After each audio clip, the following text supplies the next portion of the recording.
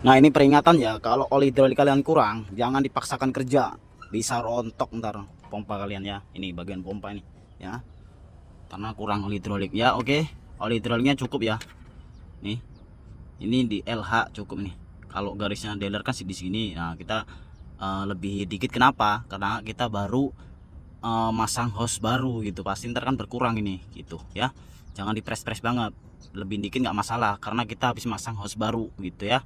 Semoga bermanfaat nih caranya nih. Intinya jangan dipaksakan kalau oli hidrolik kalian kurang ya. Oke, buat operator pemula, operator baru ya, boleh dicontoh nih video dari seputar alat berat ya. Dan jangan lupa dong ikutin, di share-share ya. Oke, salam kompak selalu seputar alat berat, semoga bermanfaat. Mantap.